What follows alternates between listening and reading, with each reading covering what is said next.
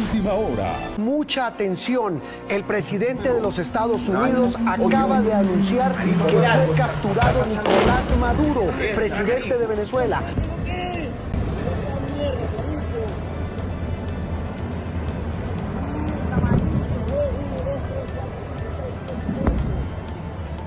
La esposa del hombre más poderoso de Venezuela. La mujer que muchos creían cómplice.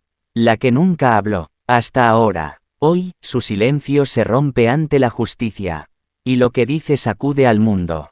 No acusa a enemigos, no señala a traidores, señala a su propio esposo. Yo no era libre, declara. Vivía secuestrada, víctima, o cómplice, confesión tardía, o verdad escondida. Quédate hasta el final, porque esta historia no es política, es una prisión disfrazada de poder. En las últimas horas, Estados Unidos lanzó un ataque militar de gran escala contra Venezuela con explosiones reportadas en Caracas y varias zonas militares del país. El presidente Donald Trump anunció que el líder venezolano Nicolás Maduro y su esposa Cilia Flores fueron capturados por fuerzas estadounidenses y sacados de Venezuela, presuntamente para ser llevados a Estados Unidos, donde enfrentarían cargos criminales, incluyendo narcotráfico y narcoterrorismo, bajo acusaciones que datan de años atrás. Según Trump, la operación fue un ataque exitoso a gran escala, que incluyó la participación de las fuerzas del orden de Estados Unidos, y se espera que Maduro y su esposa sean juzgados en tribunales estadounidenses. El gobierno venezolano ha denunciado la acción como una grave agresión militar, y ha declarado estado de emergencia, calificando los ataques de intento de cambio de régimen e imperialismo. Mientras tanto, la vicepresidenta de Venezuela exige pruebas de vida, y desconoce el paradero de Maduro, y la comunidad internacional está dividida. Algunos países condenan la intervención, otros expresan preocupación por la legalidad de la operación. En resumen, Estados Unidos afirma haber capturado a Maduro tras ataques militares, acusándolo de crímenes graves, mientras Venezuela denuncia agresión e incertidumbre sobre el destino del presidente. Durante años, Cilia Flores, esposa de Nicolás Maduro, fue vista como la mujer más poderosa de Venezuela. Siempre al lado de Nicolás Maduro. Siempre firme, siempre callada. Para el mundo no era solo la esposa del presidente. Era una figura clave, una mujer influyente, una supuesta cómplice silenciosa del poder. Pero todo eso empezó a derrumbarse después de la captura. Porque, según ha trascendido en las primeras investigaciones e interrogatorios realizados por autoridades de Estados Unidos, el silencio que Cilia Flores mantuvo durante años no era lealtad. Era miedo. Según estas versiones, tras ser detenida junto a Nicolás Maduro, Cilia fue separada y sometida a interrogaciones formales por parte de la policía estadounidense. No frente a cámaras, no ante la opinión pública, sino en salas cerradas bajo protocolos de investigación donde las preguntas no buscan discursos. Buscan grietas, y fue ahí donde, según fuentes cercanas al proceso, empezó a hablar. No como primera dama, no como figura política, sino como una mujer que, según su propio testimonio, había vivido bajo amenaza constante. En esas interrogaciones habría dicho algo que cambió por completo la narrativa.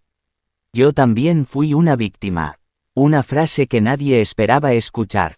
Según lo que habría declarado, todo lo que el mundo vio durante años fue una puesta en escena. Sonrisas calculadas. Apariciones públicas perfectamente ensayadas, gestos de fortaleza que, según ella, no eran reales. Eran teatro. Un teatro impuesto por el miedo.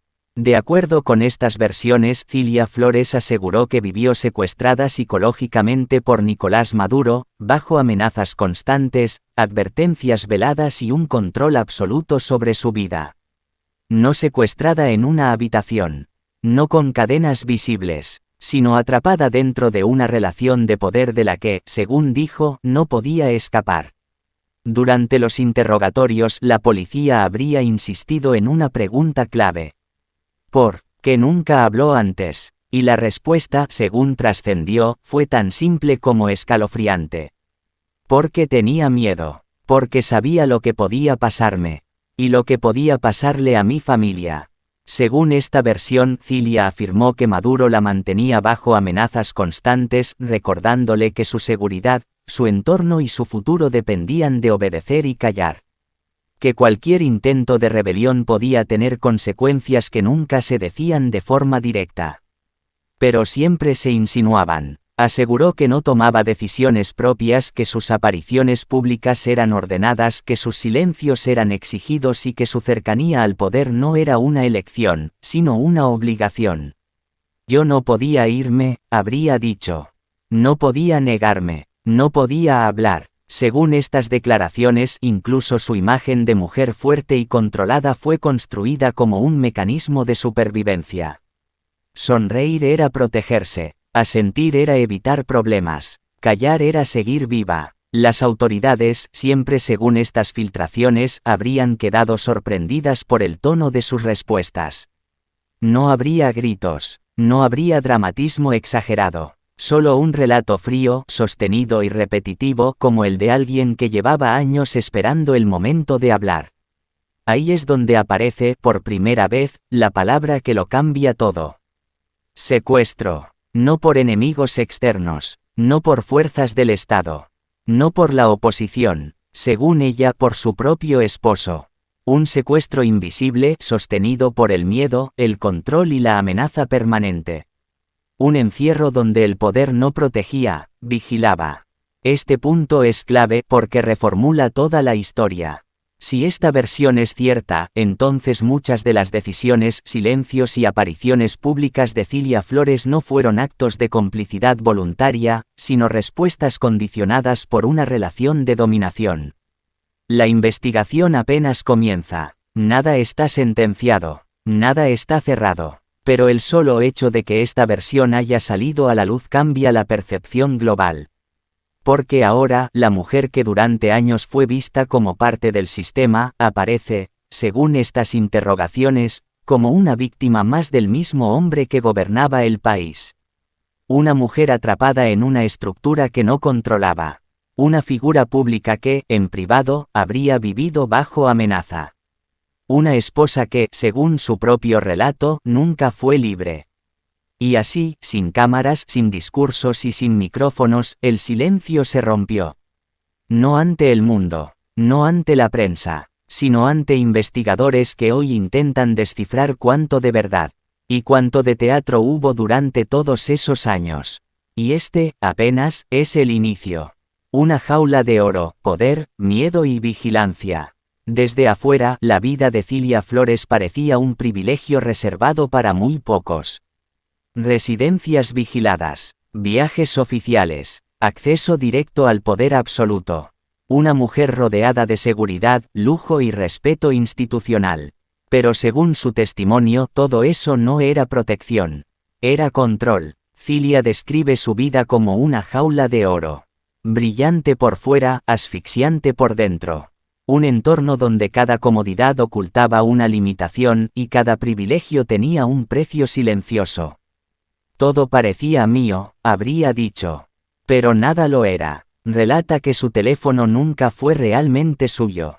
Llamadas monitoreadas, mensajes revisados, conversaciones borradas sin explicación. A veces, el dispositivo desaparecía por horas y regresaba exactamente al mismo lugar como si nada hubiera pasado, pero ella sabía que había sido intervenido.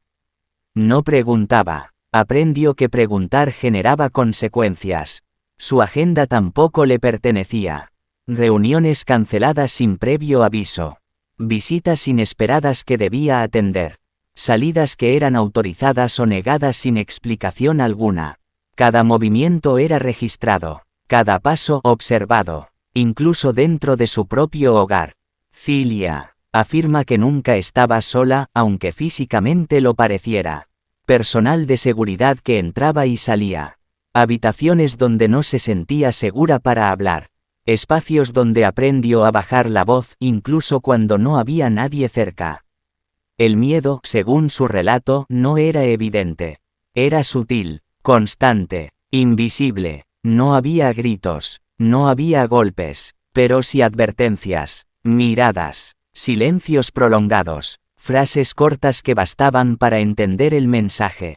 Eso no te conviene, de eso no se habla. Mejor no preguntes. Afirma que no podía viajar libremente, ni siquiera por razones personales. Cada desplazamiento debía ser aprobado. Cada motivo justificado. Incluso visitas familiares se volvieron complicadas con el tiempo. El círculo se cerraba lentamente casi sin que ella lo notara. Un día te das cuenta de que ya no decides nada, habría confesado. Ni siquiera cuándo callar, porque el silencio ya te fue impuesto. Ante las cámaras seguía siendo la primera dama. Sonreía, saludaba, caminaba al lado de su esposo con aparente firmeza. Pero cuando se apagaban los reflectores, la historia cambiaba por completo. Ahí, según su versión, comenzaba el verdadero encierro. Describe noches de insomnio, pensamientos repetitivos, la sensación constante de estar siendo observada, incluso en la intimidad. No podía confiar en nadie. No sabía quién escuchaba, no sabía quién informaba, y poco a poco dejó de hablar. No por lealtad, no por ideología, sino por instinto de supervivencia. Fue entonces cuando, según ella, entendió que su vida no estaba en peligro por enemigos externos ni por el Estado. El riesgo venía desde adentro, desde la misma estructura que debía protegerla. Ahí nació la palabra que estremeció a la justicia. Secuestrada, no en una habitación cerrada, no con cadenas visibles, sino dentro de un sistema que no le permitía escapar. Secuestrada emocionalmente, psicológicamente, estratégicamente, no por opositores, no por fuerzas extranjeras, no por el Estado, sino por su propio esposo. Una afirmación tan fuerte como incómoda. Porque rompe con todo lo que el mundo creía saber. Porque obliga a replantear cada imagen pasada, cada gesto público, cada silencio prolongado. ¿Hasta qué punto una persona puede estar rodeada de poder, y al mismo tiempo no tener ninguno? Cilia asegura que el miedo no apareció de golpe. Fue creciendo, alimentado por la incertidumbre, por la sensación de que cualquier error podía costarle caro. Por la certeza de que salir del guión no era una opción. Ser primera dama no me hacía libre, habría dicho. Me hacía más vigilada. La jaula no tenía barrotes visibles. Tenía reglas no escritas, y castigos silenciosos, y mientras el país entero miraba hacia otro lado creyendo que ella era parte del control, según su testimonio, ella era una de sus prisioneras. Este capítulo deja algo claro. El encierro no siempre necesita paredes. A veces basta con miedo, con vigilancia, con la certeza de que no hay salida. Y lo más perturbador es que, según su versión, esto apenas era el principio. Porque cuando el control deja de ser externo y se instala en la mente, escapar se vuelve casi imposible. En este punto del relato, la historia deja de ser solo política o judicial. Se vuelve oscura. Incómoda, profundamente humana, porque según el testimonio de Cilia Flores, el control que vivió no necesitó golpes ni escenas públicas. No hubo escándalos visibles, no hubo gritos frente a terceros. El arma más efectiva fue otra, mucho más silenciosa y devastadora. El miedo, un miedo constante, calculado, dosificado. Un miedo que no explota, se infiltra. Cilia asegura que las amenazas nunca fueron directas. Nunca escuchó un «te haré daño» pronunciado de forma explícita. Pero no hacía falta. Bastaban frases ambiguas, comentarios lanzados en momentos precisos, silencios prolongados que decían más que cualquier palabra. Ten cuidado. Hay cosas que no se pueden deshacer. Piensa bien antes de hablar. Advertencias que parecían consejos, pero que se sentían como sentencias. Según su relato, esos mensajes no iban dirigidos solo a ella. A veces incluían referencias veladas a su familia, a personas cercanas, a consecuencias que no se explicaban pero que quedaban flotando en el aire como una amenaza latente. No necesitaba decirlo, habría confesado. Yo ya sabía lo que significaba. El miedo, dice, no era inmediato. Se fue construyendo con el tiempo. Primero como incomodidad, luego como ansiedad, finalmente como una presencia permanente que condicionaba cada pensamiento. Empezó a medir sus palabras. Después, sus gestos. Luego, incluso sus pensamientos. Aprendió a sonreír para sobrevivir. Una sonrisa automática, ensayada, que mostraba calma cuando por dentro todo se tensaba. Aprendió a sentir aunque no estuviera de acuerdo. A escuchar sin responder. A estar presente sin existir del todo. A sentir me protegía, diría más tarde. Hablar me ponía en riesgo. Este tipo de control, según explican expertos, es uno de los más difíciles de detectar. No deja marcas visibles, no genera pruebas inmediatas, pero destruye lentamente la autonomía de quien lo sufre. Cilia afirma que llegó un punto en el que ya no sabía qué era una decisión propia y qué era una orden implícita. Dudaba incluso de sus propias reacciones. Se preguntaba si su silencio era una elección, o una costumbre impuesta por el miedo. Las noches, según su testimonio, eran las peores. Silencio absoluto. Pensamientos circulares. La sensación de que cualquier paso en falso podía tener consecuencias irreversibles. No podía confiar en nadie. No sabía quién escuchaba. No sabía quién informaba. Y cuando el entorno se vuelve incierto, el miedo se vuelve total. No gritaba, no lloraba en público, no pedía ayuda, porque, según ella, pedir ayuda era exponerse. Ahí es donde el control psicológico alcanza su punto más alto, cuando la persona deja de buscar salida porque cree que no existe. El silencio no era lealtad, declaró. Era supervivencia, una frase que resume años de encierro invisible. Para el mundo, Cilia seguía siendo una figura fuerte. Para la opinión pública, una mujer poderosa. Para muchos, incluso temida. Pero según su relato, todo eso era una fachada cuidadosamente construida para ocultar una realidad mucho más frágil. El miedo también se manifestaba en pequeños detalles. Cambios de humor repentinos en su entorno. Tensión en el aire. Sensación de estar siempre a prueba. De que cualquier error, por mínimo que fuera, podía marcar un antes y un después. Nunca supo exactamente qué pasaría si cruzaba la línea. Y eso, dice, era lo más aterrador. Porque cuando el castigo no está definido, la mente imagina el peor escenario posible. Ese miedo la fue moldeando. La volvió prudente, la volvió silenciosa, la volvió casi invisible, y con el tiempo dejó de reconocerse a sí misma. Ya no sabía quién era, habría confesado. Solo sabía quién no debía ser. Este capítulo deja al descubierto una verdad incómoda: el poder no siempre se ejerce con violencia explícita. A veces se ejerce con control emocional, con presión psicológica, con el uso sistemático del miedo como herramienta de dominación. Y cuando eso ocurre dentro de una relación tan cerrada, tan vigilada, tan expuesta públicamente, escapar se vuelve casi imposible. Cilia asegura que vivía en alerta constante, como si su vida dependiera de no cometer errores. Y quizá, según su percepción, así era. Este no es el miedo que aparece de repente. Es el que se instala. El que se normaliza. El que termina dictando cada movimiento. Y mientras el mundo veía firmeza, ella sentía terror. Mientras otros veían poder, ella sentía encierro. Mientras muchos hablaban de lealtad, ella hablaba de supervivencia. Porque a veces callar no es una elección. Es la única forma de seguir viva. Víctima o cómplice. La gran duda de la justicia. En este punto de la historia, el relato deja de ser íntimo y se vuelve incómodo. Porque ya no se trata solo de lo que Cilia Flores dice haber vivido. Se trata de lo que hizo, y de lo que no hizo. Aquí surge la pregunta que divide al mundo. ¿Puede alguien ser víctima y cómplice al mismo tiempo? La justicia escucha su versión con atención, pero no lo hace a ciegas.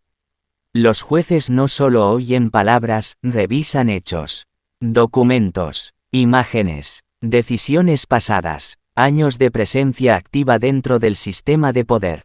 Porque Cilia no fue una figura secundaria. Fue diputada, fue dirigente, Fue una de las mujeres más influyentes del país. Y ese dato pesa. La sala judicial se llena de tensión cuando comienzan a repasarse sus antecedentes. Su cercanía con las decisiones más importantes del gobierno. Su firma en momentos clave. Su rol dentro de una estructura que hoy es cuestionada por la comunidad internacional. Los jueces se hacen la pregunta que nadie se atreve a formular en voz alta. ¿Hasta dónde llega el miedo y dónde empieza la responsabilidad? Cilia, por su parte, mantiene su postura. Afirma que obedecía por miedo, no por convicción. Que su cercanía al poder no fue una ambición personal, sino una obligación impuesta. Que ocupar espacios visibles era parte del control al que estaba sometida. Estar cerca no significaba decidir, habría declarado. Significaba cumplir. Según su versión, cada cargo, cada aparición pública, cada gesto político, estaba condicionado. No podía negarse, no podía renunciar, no podía apartarse sin exponerse a consecuencias que, según ella, nunca se explicaban, pero siempre se insinuaban. La justicia escucha, pero duda, porque el poder deja huellas. Y Cilia dejó muchas. La fiscalía revisa momentos específicos. Decisiones que afectaron a otros. Silencios prolongados en situaciones críticas. Acciones que, vistas desde afuera, parecen imposibles de justificar solo con miedo.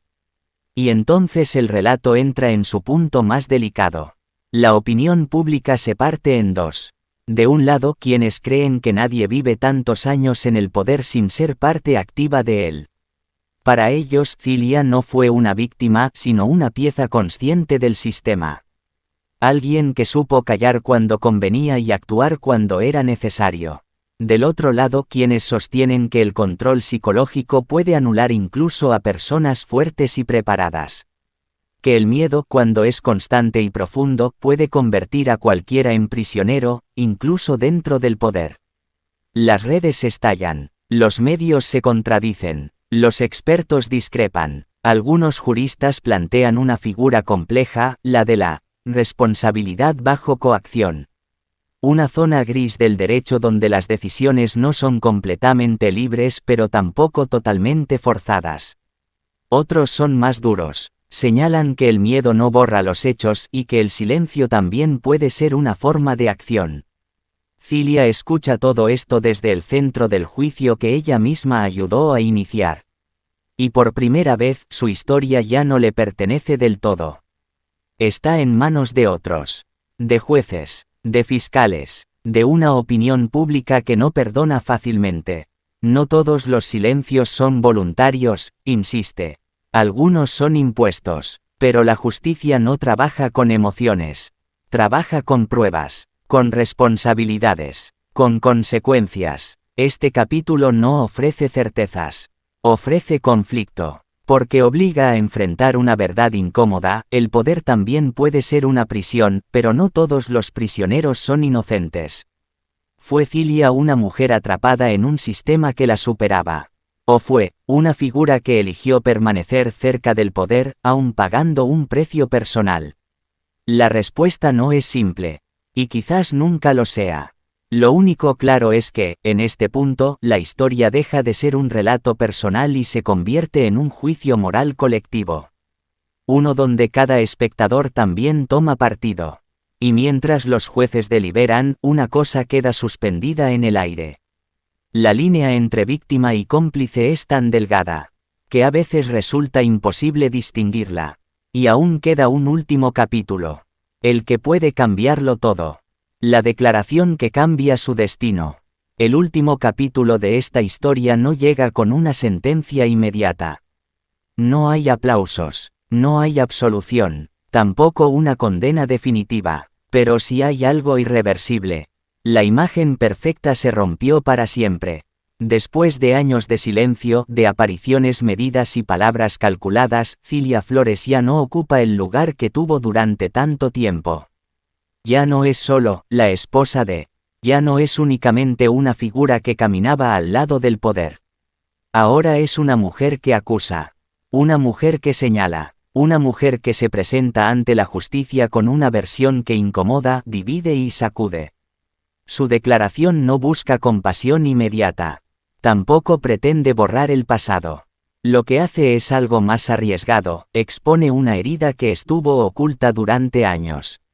Según sus propias palabras, vivió bajo un secuestro invisible. Sin cadenas, sin celdas, sin barrotes visibles, pero con miedo, vigilancia y control constante. Un encierro que, asegura, nadie quiso ver, o nadie pudo ver. La justicia escucha, el mundo observa, y la historia queda suspendida en una pregunta sin respuesta definitiva. Porque su testimonio no cierra el caso. Lo abre el debate sobre el poder, sobre el silencio, sobre la delgada línea entre sobrevivir y ser parte. Su frase final queda resonando en la sala y fuera de ella como un eco difícil de ignorar. No me creyeron cuando callé. Ahora hablo, aunque me juzguen. No es una frase de victoria. Es una frase de ruptura. Porque al hablar, Cilia Flores pierde el control de la narrativa. Se expone al juicio legal, pero también al juicio público. A las dudas, a las críticas, a quienes jamás aceptarán su versión. Y aún así, decide hablar.